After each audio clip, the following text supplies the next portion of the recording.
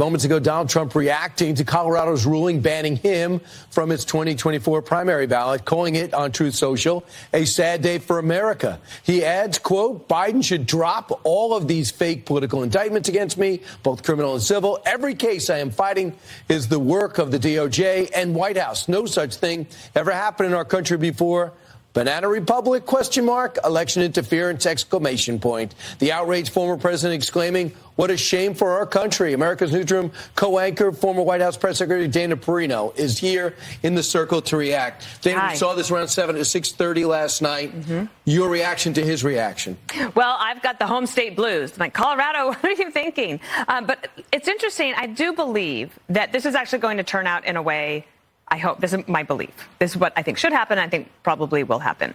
So you had some legal scholars come up with this theory that the president should not be allowed to be on the ballot because he was involved in an insurrection, not ever convicted by a court, but they decide to file a lawsuit. Soros-funded group, right, files the lawsuit. First court in Colorado says, yeah, he was definitely doing a part of an insurrection. The appeals court says, actually, no, and actually this doesn't apply to him, and actually no on the 14th Amendment, and actually this, and actually that. The state Supreme Court, in a split decision 4-3, says, yes, we are going to affirm that he cannot be on the Colorado ballot. And they say we take this very seriously. They know it's going to go to the U.S. Supreme Court. My gut instinct is that the U.S. Supreme Court will act quickly and act decisively, and I do not think it will be a very close split decision along ideological lines. And do you think that'll wipe out the other 13 challenges? I mean, we have other states queued up to do the exact same thing. I'm not exactly sure how that would work. We should ask our Carrie Kupek, DOJ reporter, but I believe that it would send a chill through the rest of those court cases all across the country. I think that this is a novel legal theory. It is not a good time in the country to test a novel legal theory.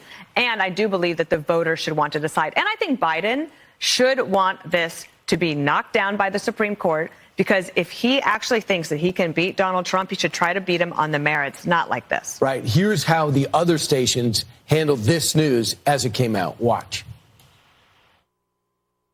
This is not a crazy thing for a democracy to do. This is this is something that was a hallmark of post-war Germany. It's not unheard of. It's very much like the reasoning of the conservative legal community. And yes, the courts have the authority to enforce the 14th Amendment. There's no getting out of this for the Supreme Court. Even failing to act or acting slowly will be acting. The conservatives on the Supreme Court, who usually go on and on and on about states' rights, are hypocrites, and they are comfortable being hypocrites, and they will overturn Colorado's own state court process, but they shouldn't. Right. We're going to hear President at some point today comment on this. You would think President Biden. Who knows? I think he might duck it. Right. Like, he doesn't do much commentary. He might say, "I'll just let this play out." I think he should make a statement, but given his recent track record, I don't think that he will.